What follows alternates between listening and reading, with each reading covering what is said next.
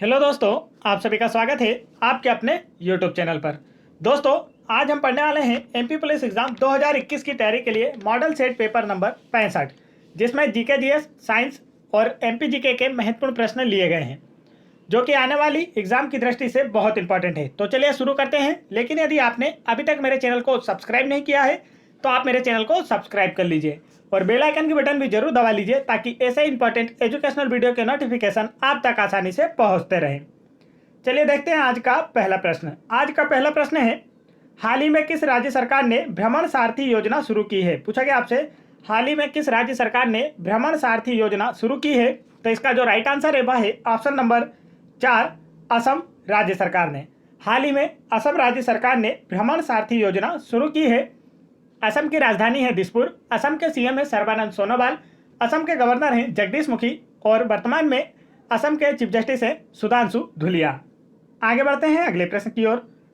दोस्तों, यदि आप लोग एमपी पुलिस कांस्टेबल एग्जाम 2021 की तैयारी कर रहे हैं तो आप लोग परीक्षा ऐप पर जाकर ऑनलाइन टेस्ट लगा सकते हैं, जहां पर आप लोगों को यह टेस्ट सीरीज 50% डिस्काउंट पर मिलेगी यदि आप दिया गया कूपन कोड दबंग50 यूज़ करते हैं।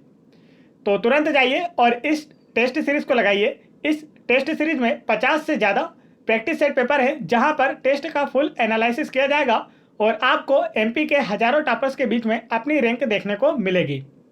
तो तुरंत जाइए इस ऐप पर जाकर यह टेस्ट लगाइए और अपनी तैयारी को और बेहतर कीजिए और अपने सपनों को साकार कीजिए। चलिए आगे बढ़ते हैं। अगला प्रश्न हमारा प्रश्न क्रमांक 2, मध्य प्रदेश के वर्तमान किसान कल्याण एवं कृषि विकास मंत्री कौन है। पूछा गया आपसे, मध्य प्रदेश के वर्तमान किसान कल्याण एवं कृषि विकास मंत्री कौन है। तो इसका जो राइट आंसर है वह है ऑप्शन नंबर 4, कमल पटेल। मध्य प्रदेश के वर्तमान किसान कल्याण एवं कृषि विकास मंत्री कमल पटेल हैं। कमल पटेल मध्य प्रदेश के हरदा जिले से विधायक हैं। आगे चलते हैं अगले प्रश्न की ओर। अगला प्रश्न हमारा प्रश्न क्रमांक 2, मध्य प्रदेश में सबसे छोटे राष्ट्रीय राजमार्ग की कुल लंबाई कितनी है। पूछा गया आपसे, मध्य प्रदेश में सबसे छोटे राष्ट्रीय राजमार्ग की कुल लंबाई कितनी है। तो इसका जो राइट आंसर है वह है option number 2, 9 kilometre. Madhya Pradesh में सबसे छोटे राष्ट्रीय राजमार्ग की कुल लंबाई 9 किलोमीटर है। यह राष्ट्रीय राजमार्ग NH 339 भी है, जो कि छतरपुर जिले से गुजरता है। आगे चलते हैं अगले प्रश्न की ओर। अगला प्रश्न हमारा प्रश्न क्रमांक 4, हाल ही में बिंदु सागर सफाई परियोजना शुरू की है। 4 ऑप्शन दिए गए आपको और आपसे पूछा गया है, इनमें से किसने हाल ही में बिंदु सागर सफाई परियोजना की शुरुआत की है। तो इसका जो राइट आंसर है वह है ऑप्शन नंबर 3, ओडिशा राज्य सरकार ने। हाल ही में ओडिशा राज्य सरकार ने बिंदु सागर सफाई परियोजना शुरू की है। ओडिशा की राजधानी है भुवनेश्वर। ओडिशा के सीएम है नवीन पटनायक। ओडिशा के गवर्नर हैं गणेशी लाल और ओडिशा के चीफ जस्टिस है एस मुरलीधर। चलिए आगे चलते हैं अगले प्रश्न की ओर। अगला प्रश्न हमारा प्रश्न क्रमांक 5, भारतीय संविधान के किस अनुच्छेद में आपातकाल का प्रावधान है। 4 ऑप्शन दिए गए आपको और आपसे पूछा गया है, भारतीय संविधान के किस अनुच्छेद में आपातकाल का प्रावधान है। तो इसका जो राइट आंसर है वह है ऑप्शन नंबर 2, अनुच्छेद 352। भारतीय संविधान में 3 प्रकार के आपातकाल की व्यवस्था की गई है। राष्ट्रीय आपातकाल, जो कि अनुच्छेद 352 के तहत लगाया जाता है। दूसरा है राष्ट्रपति शासन, जो कि अनुच्छेद 356 के अनुसार लगाया जाता है। और तीसरा है वित्तीय आपातकाल, जो कि अनुच्छेद 360 के अनुसार लगाया जाता है। और यह सभी आपातकाल राष्ट्रपति द्वारा लगाए जाते हैं। आगे चलते हैं अगले प्रश्न की ओर। अगला प्रश्न हमारा प्रश्न क्रमांक 6, निम्नलिखित में से कौन हमारे देश के दोनों में से किसी भी सदन का सदस्य नहीं होता है। 4 ऑप्शन दिए गए हैं आपको और आपसे पूछा गया है, इनमें से कौन हमारे देश के दोनों में से किसी भी सदन का सदस्य नहीं होता है। तो इसका जो राइट आंसर वह है ऑप्शन नंबर C, राष्ट्रपति। भारत का राष्ट्रपति किसी भी सदन, लोकसभा तथा राज्यसभा दोनों का ही सदस्य नहीं होता है। राष्ट्रपति देश का संवैधानिक प्रधान तथा प्रथम नागरिक होता है। भारत संघ की कार्यपालिका की शक्ति राष्ट्रपति में निहित है। चलिए आगे बढ़ते हैं। अगला प्रश्न हमारा प्रश्न क्रमांक 7, बारदोली सत्याग्रह आंदोलन का नेतृत्व किसने किया था। पूछा गया आपसे, बारदोली सत्याग्रह आंदोलन का नेतृत्व किसने किया था। तो इसका जो राइट आंसर है वह है ऑप्शन नंबर 3, सरदार वल्लभ भाई पटेल। बारदोली सत्याग्रह आंदोलन का नेतृत्व सरदार वल्लभ भाई पटेल के द्वारा किया गया था। इस आंदोलन की सफलता के बाद वहां की महिलाओं ने गांधी जी के द्वारा वल्लभ भाई पटेल को सरदार की उपाधि से सम्मानित किया था। आगे चलते हैं अगले प्रश्न की ओर। अगला प्रश्न हमारा प्रश्न क्रमांक 8, भारतीय उपद्रव का पिता किन्हें कहा जाता है? 4 ऑप्शन दिए गए आपको और आपसे पूछा गया इनमें से भारतीय उपद्रव का पिता किन्हें कहा जाता है?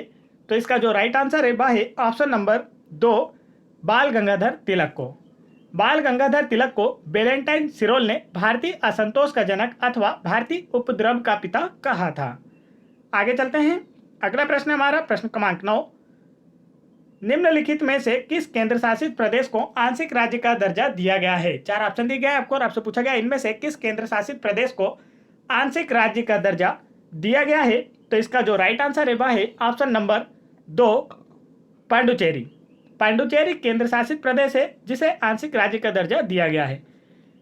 पांडुचेरी में विधानसभा की स्थापना की गई है, अतः इसे आंशिक राज्य का दर्जा दिया गया है।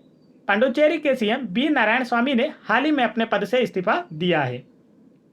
आगे बढ़ते हैं अगले प्रश्न की ओर। अगला प्रश्न हमारा प्रश्न क्रमांक 10, हाल ही में बिम्स्टेक के महासचिव कौन बन गए हैं? पूछा गया आपसे हाल ही में बिम्स्टेक के महासचिव कौन बन गए हैं? तो इसका जो राइट आंसर है वह है ऑप्शन नंबर 2, तेंजिन लेकपेल। हाल ही में बिम्स्टेक के महासचिव तेंजिन लेकपेल बन गए हैं। बिम्स्टेक दक्षिण एशिया के 5 देशों का एक संगठन है। इसमें बांग्लादेश, भूटान, भारत, नेपाल और श्रीलंका शामिल हैं। इसमें दक्षिण पूर्वी एशिया के 2 देश म्यांमार और थाईलैंड भी शामिल हैं। आगे चलते हैं। अगला प्रश्न हमारा प्रश्न क्रमांक 11, सूर्य महोत्सव निम्न में से किस शहर से संबंधित है? पूछा गया आपसे 4 ऑप्शन देकर, सूर्य महोत्सव निम्न में से किस शहर से संबंधित है? तो इसका जो राइट आंसर है वह है ऑप्शन नंबर 1, तिरुवनंतपुरम। सूर्य महोत्सव का संबंध तिरुवनंतपुरम शहर से है। तिरुवनंतपुरम केरल राज्य की राजधानी है। महात्मा गांधी ने इस शहर को सदाबहार नगर की संज्ञा दी है। 1977 में सर्वप्रथम सूर्य महोत्सव तिरुवनंतपुरम में मनाया गया, जो प्रत्येक वर्ष सितंबर से जनवरी माह के बीच मनाया जाता है। आगे चलते हैं अगले प्रश्न की ओर। अगला प्रश्न हमारा प्रश्न क्रमांक 12, मुंद्रा पावर प्लांट किस राज्य में स्थित है? पूछा गया आपसे मुंद्रा पावर प्लांट किस राज्य में स्थित है? तो इसका जो राइट आंसर है ऑप्शन नंबर सी, गुजरात राज्य में। मुंद्रा पावर प्लांट गुजरात राज्य में स्थित है। यह गुजरात के कच्छ जिले में स्थित है। इस पावर प्लांट के लिए इंडोनेशिया से कोयला आयात किया जाता है। यह भारत का दूसरा सबसे बड़ा पावर प्लांट है। इसकी क्षमता 4620 मेगावाट है। इसे भी आपको याद रखना है। आगे बढ़ते हैं अगले प्रश्न की ओर। अगला प्रश्न हमारा प्रश्न क्रमांक 13, पंचमुखी महादेव मंदिर कहाँ स्थित है? पूछा गया आपसे पंचमुखी महादेव मंदिर कहाँ स्थित है? तो इसका जो राइट आंसर है दोस्तों वह है ऑप्शन नंबर 2, निवाड़ी जिले में। पंचमुखी महादेव मंदिर मध्य प्रदेश के निवाड़ी जिले में स्थित है। निवाड़ी मध्य प्रदेश का नवनिर्मित 52वां जिला है। यहाँ से बेतवा और जामनी नदी निकलती है। इसे टीकमगढ़ से अलग करके 1 अक्टूबर 2018 को मध्य प्रदेश का 52वां जिला बनाया गया है। आगे चलते हैं अगले प्रश्न की ओर। अगला प्रश्न हमारा प्रश्न क्रमांक 14, साबुन का बुलबुला किस कारण गोल आकार प्राप्त कर लेता है? पूछा गया आपसे साबुन का बुलबुला किस कारण गोल आकार प्राप्त कर लेता है? तो इसका जो राइट आंसर है वह है ऑप्शन नंबर 3, पृष्ठ तनाव। साबुन का बुलबुला पृष्ठ तनाव के कारण गोल आकार प्राप्त कर लेता है। द्रव द्वारा कम से कम क्षेत्रफल प्राप्त करने की प्रवृत्ति पृष्ठ तनाव कहलाती है। पानी का बुलबुला, सुई का पानी में तैरना आदि पृष्ठ तनाव के कारण ही होता है। आगे चलते हैं। अगला प्रश्न है हमारा प्रश्न क्रमांक 15, मैथिली शरण गुप्त सम्मान किस भाषा में कविता के लिए प्रदान किया जाता है? 4 ऑप्शन दिए गए हैं आपको और आपसे पूछा गया है मैथिली शरण गुप्त सम्मान किस भाषा में कविता के लिए प्रदान किया जाता है? तो इसका जो राइट आंसर है वह है ऑप्शन नंबर 4, हिंदी भाषा। मैथिली शरण गुप्त सम्मान हिंदी भाषा में कविता के लिए प्रदान किया जाता है। मैथिली शरण गुप्त को द्विवेदी युग का कवि माना जाता है। इनका जन्म उत्तर प्रदेश के झांसी में हुआ था। इनकी प्रमुख रचना पंचवटी व साकेत है। तो यह दोनों ही याद रखना है, दोनों ही एग्जाम्स में पूछी जाती हैं। आगे बढ़ते हैं दोस्तों अगले प्रश्न की ओर। अगला प्रश्न हमारा प्रश्न क्रमांक 16, भीमबेटका की गुफा किसने की थी? आपसे पूछा गया है भीमबेटका की गुफाओं की जो खोज है वह किसने की थी? तो इसका जो राइट आंसर है वह है ऑप्शन नंबर 3, विष्णु श्रीधर बाकड़कर ने। भीमबेटका की गुफाओं की खोज विष्णु श्रीधर बाकड़कर ने की थी। भीमबेटका मध्य प्रदेश के रायसेन जिले में स्थित है। यह आदिमानव द्वारा बनाए गए शैल चित्रों और शैलाश्रयों के लिए प्रसिद्ध है। आगे बढ़ते हैं दोस्तों अगले प्रश्न की ओर। अगला प्रश्न हमारा प्रश्न क्रमांक 17, केड अर्थात CAD का असंक्षिप्त नाम क्या है? पूछा गया आपसे केड अर्थात CAD का फुल फॉर्म क्या होता है? तो इसका जो राइट आंसर है वह है option number 2, computer aided design. CAD अर्थात CAD का फुल फॉर्म होता है कंप्यूटर एडेड डिज़ाइन। कंप्यूटर में ड्राइंग हेतु एक प्रोग्राम का प्रयोग किया जाता है जिसे कंप्यूटर एडेड डिज़ाइन कहते हैं। आगे बढ़ते हैं अगले प्रश्न की ओर। अगला प्रश्न हमारा प्रश्न क्रमांक 18, सोडियम क्लोराइड का रासायनिक सूत्र क्या है? पूछा गया आपसे सोडियम क्लोराइड का रासायनिक सूत्र क्या है? तो इसका जो राइट आंसर है वह है option number 2, NaCl। Sodium chloride का रासायनिक सूत्र होता है NaCl। यह 1:1 के अनुपात में सोडियम और क्लोराइड के आयन को दर्शाता है। NaCl को साधारण नमक भी कहा जाता है। आगे बढ़ते हैं अगले प्रश्न की ओर। अगला प्रश्न है हमारा प्रश्न क्रमांक 19, पर्वतों की निम्नलिखित श्रेणियों में से किस श्रेणी से हिमालय संबंधित है? 4 ऑप्शन दिए गए हैं आपको और आपसे पूछा गया है इनमें से पर्वतों की निम्नलिखित श्रेणियों में से किस श्रेणी से हिमालय संबंधित है? तो इसका जो राइट आंसर है वह है ऑप्शन नंबर 4, बलित पहाड़। हिमालय बलि पर्वत का उदाहरण है। हिमालय एशिया में, यूराल यूरोप में, एंडीज दक्षिण अफ्रीका में, आल्पस यूरोप में बलित पर्वतों के उदाहरण हैं। हिमालय विश्व की सबसे ऊंची पर्वत श्रृंखला है और विश्व की सबसे लंबी पर्वत श्रृंखला एंडीज है जो कि दक्षिण अमेरिका में है। आगे बढ़ते हैं अगले प्रश्न की ओर। अगला प्रश्न हमारा प्रश्न क्रमांक 20, राष्ट्रीय पोषण संस्थान कहाँ पर स्थित है? पूछा गया आपसे राष्ट्रीय पोषण संस्थान कहाँ पर स्थित है? तो इसका जो राइट आंसर है वह है ऑप्शन नंबर 2, हैदराबाद में। राष्ट्रीय पोषण संस्थान हैदराबाद में स्थित है।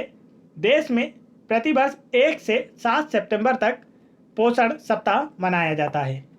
चलिए आगे बढ़ते हैं अगले प्रश्न की ओर। अगला प्रश्न हमारा प्रश्न क्रमांक 21, भूमंडलीय तापमान ग्लोबल वार्मिंग की घटना में सबसे अधिक योगदान किस गैस का है? पूछा गया आपसे भूमंडलीय तापमान ग्लोबल वार्मिंग की घटना में सबसे अधिक योगदान किस गैस का है? तो इसका जो राइट आंसर है वह है option number 4, carbon dioxide gas. भूमंडलीय तापमान ग्लोबल वार्मिंग में सबसे अधिक योगदान कार्बन डाइऑक्साइड गैस का है। कार्बन डाइऑक्साइड गैस का रासायनिक सूत्र होता है CO2 और इसका अणुभार 44 होता है। इसे भी आपको याद रखना है। जो कार्बन होता है उसका परमाणु क्रमांक 6 तथा ऑक्सीजन का परमाणु क्रमांक 8 होता है। आगे बढ़ते हैं अगले प्रश्न की ओर।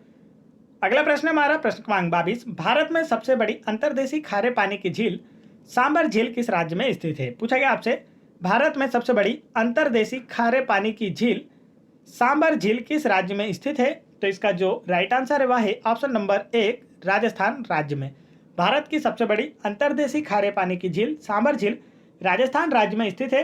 राजस्थान की अन्य प्रमुख झीलें हैं जयसमंद झील, लून करसर झील, डिडवाना झील, पिछोला झील, फतेह सागर झील। भारत की खारे पानी की सबसे बड़ी झील चिल्का झील ओडिशा में है। आगे बढ़ते हैं दोस्तों अगले प्रश्न की ओर। अगला प्रश्न है हमारा प्रश्न क्रमांक 23, हाल ही में पहला राजकीय पक्षी महोत्सव कलरव किस राज्य में शुरू हुआ है? पूछा गया आपसे हाल ही में पहला राजकीय पक्षी महोत्सव कलरव किस राज्य में शुरू हुआ है? तो इसका जो राइट आंसर है वह है ऑप्शन नंबर 4, बिहार राज्य में। हाल ही में बिहार राज्य में राजकीय पक्षी महोत्सव कलरव शुरू हुआ है। बिहार की राजधानी है पटना। बिहार के CM है नीतीश कुमार, बिहार के गवर्नर हैं फागू चौहान और बिहार के चीफ जस्टिस हैं संजय करोल। चलिए आगे बढ़ते हैं अगले प्रश्न की ओर। अगला प्रश्न हमारा प्रश्न क्रमांक 24, महेश्वर की स्थापना किसके द्वारा की गई थी? पूछा गया आपसे महेश्वर की स्थापना किसके द्वारा की गई थी? तो इसका जो राइट आंसर है वह है ऑप्शन नंबर 2, रानी अहिल्याबाई जी के द्वारा। महेश्वर शहर की स्थापना रानी अहिल्याबाई के द्वारा की गई थी। महेश्वर खरगोन जिले में नर्मदा नदी के तट पर स्थित है। इसका प्राचीन नाम माहिष्मती था।